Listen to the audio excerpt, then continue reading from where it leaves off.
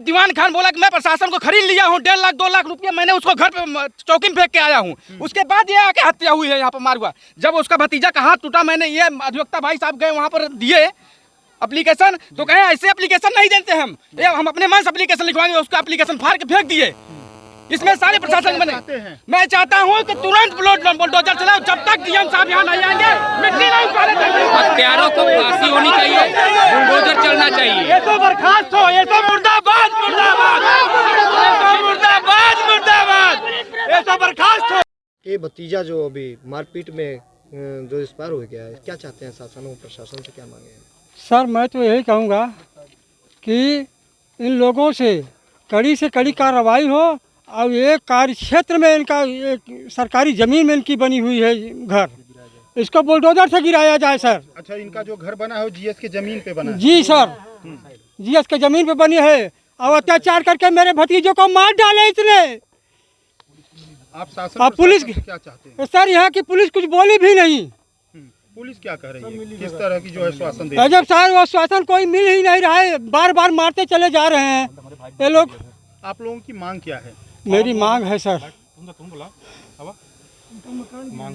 क्या मांगे हैं प्रधान जी? आप तो यहाँ के प्रधान हैं, क्या कहेंगे? सर हमारी जो भी है रजी, इनको हमारी क्षतिपूर्ति तो नहीं हो सकती, पर ये है कि इनका जो भी है मकान, इनको कड़ी सजा मिले और जितना भी है सब ये सरकारी ग्राम सभा की आधे से ज़्यादा सरकारी जमीन भी इनका कब्जा है पर्सनल के जमीन पर जी, और उस पर बुलडोजर चलाया जाए और प्रशासन द्वारा इनको कड़ी से कड़ी कार्रवाई की जाए इनके ऊपर। जब तक डीएम नहीं आएंगे, जब तक डीएम महोदय नहीं आएंगे, जब तक डीएम महोदय रखे रहेंगे, हम लोगों को कप्तान महोदय नहीं आएंगे तब तक हम मिट्टी नहीं उठाएंगे यहाँ से। आप तो साथ क्या मांग है आपका? बोलो। जी आपको बताना हम चाहेंगे, इमरान एक सातिर अपराधी है। ये किसी अन्य गांव से यहाँ पे आया हुआ है। कहाँ से आया हुआ है? ये पोछड़ा से आया हुआ है।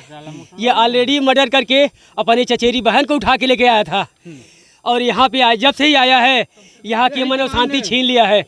यहाँ पे जो है ये कूटनीति करके ये हमारे छोटे भाई हमारे प्रधान जी को मरवाने की साजिश रची थी।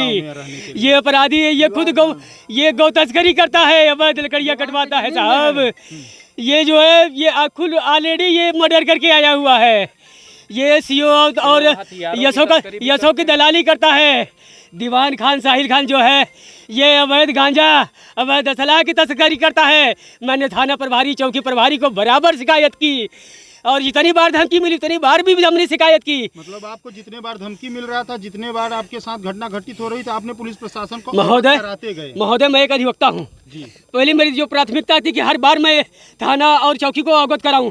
मैंने चौकी प्रभारी और थाना प्रभारी को हर बात अवगत कराया है, लेकिन इन लोगों ने विपक्षी से पैसा लेकर उल्टा हमें ही डांट के हमें ही गाली दे के खेत दिया गया है, लेकिन उन लोगों पे कभी कोई कड़ी कार्रवाई नहीं हुई। मेरे पिताजी एक सम्मानित व्यक्ति है, रिटायर्ड सब इंस्पेक्टर है, लेकिन मेरे पिताजी जब उन लोगों का विरोध किए तो हमारे पिताजी को लाठी से मारे, हमारे घर की महिला हमारी पत्नी को 2 लाठी मारे, हमारे ग्राम प्रधान हमारी जो मतलब छोटे भाई की बहू है उनको भी नहीं, जेंट्स पुलिस ने मारा था। जेंट्स पुलिस ने ये यशो महोदय पैसा लेके ये हमारे परिवार के ऊपर इतना ज़्यादा अत्याचार कर रहा है। नहीं आज मेरा भाई जिंदा होता। तो आप क्या चाहते हैं? मैं चाहता हूं कि इनको जितनी भी कड़ी से कड़ी दंडनात्मक जितनी बड़ी कार्रवाई हो सकती है, आजीवन कारावास। क्योंकि मैं बता दूं ये भूमाफिया है। ग्राम सभा की गाटा संख्या 275 में इनका भतीजा मुमताज, दीवान खान और यहाँ के अन्य जो मुसलमान हैं, जितनी सरकारी जमीन है सारी अवैध कब्जा है। गाटा संख्या 275, 234, 235 भी चलना चाहिए। हाँ बुलडोजर चलना चाहिए, इनका घर गिरना चाहिए, हाँ चलना चाहिए। और मैं योगी महोदय से मैं ये निवेदन करता हूँ कि मेरे भाई का जो हत्या हुआ है। प्रशासन ने पैसा लिया, वो दीवान खान बोला कि मैं प्रशासन को खरीद लिया हूँ 1.5 लाख 2 लाख रुपया, मैंने उसको घर पे चौकी में फेंक के आया हूँ। उसके बाद ये आके हत्या हुई है यहाँ पर मार हुआ। जब उसका भतीजा का हाथ टूटा, मैंने ये अधिवक्ता भाई साहब गए वहाँ पर दिए एप्लीकेशन, तो कहे ऐसे एप्लीकेशन नहीं देते हम अपने मन से एप्लीकेशन लिखवाएंगे। उसका एप्लीकेशन फाड़ के फेंक दिए। इसमें सारे प्रशासन बने। मैं चाहता हूँ कि तुरंत बुलडोजर चलाओ, जब तक डीएम साहब यहाँ नहीं आएंगे मिट्टी नहीं उठाने देंगे। हत्यारों को फांसी होनी चाहिए, बुलडोजर चलना चाहिए। ये तो बर्खास्त हो, ये तो मुर्दाबाद मुर्दाबाद, ये तो मुर्दाबाद मुर्दाबाद, ये तो बर्खास्त हो। तब यहाँ हम लोग अत्याचार बहुत कर चुके हैं, अब अत्याचार न जाइए तो हिंदू मुस्लिम नहीं राइट हो जाएगा। अगर प्रशासन ने कार्रवाई नहीं की तो हिंदू मुस्लिम राइट होगा। आप लोग पुलिस प्रशासन के कार्य से संतुष्ट नहीं संतुष्ट हुए। अगर पुलिस कार्रवाई की होती यह दशा नहीं देखना पड़ता। मैंने हर बात अवगत कराई है, लेकिन हमारी बातों को निकले भैया यह सब महोदय हमारे एप्लीकेशन पे काम नहीं किए, उस पे बात दायर नहीं किए और हमें धमकी दिए थे कि तुमको 374 में जेल भेज देंगे। क्या कहेंगे इस घटना को लेकर के? देखिए बहुत दर्दनाक घटना हुआ है और जैसा कि जो जिसका मृत्यु हुआ है, जिसका मर्डर हुआ है, ऐसे कह सकते हैं मर्डर हुआ है, वो बहुत निहायत सीधा व्यक्ति थे। वो आज सीधा न होते तो शायद उनकी हत्या न हो पाती।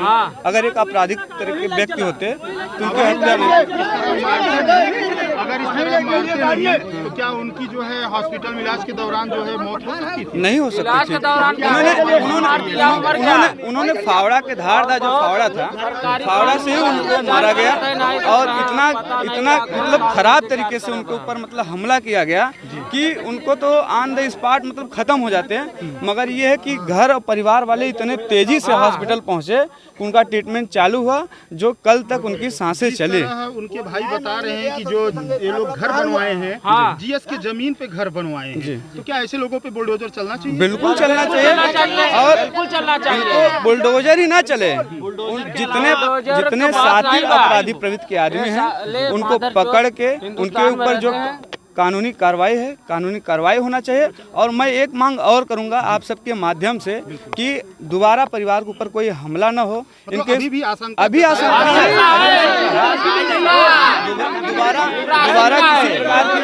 दोबारा किसी प्रकार क्या कहेंगे?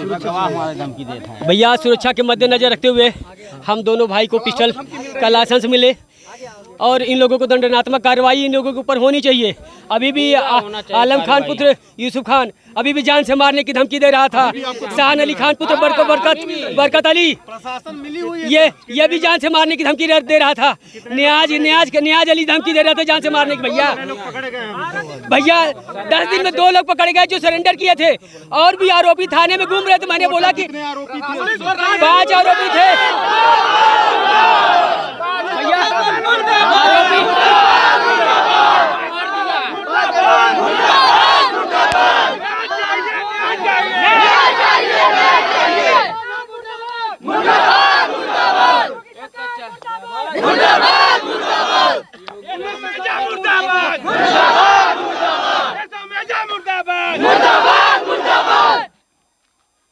जान लेंगे क्या?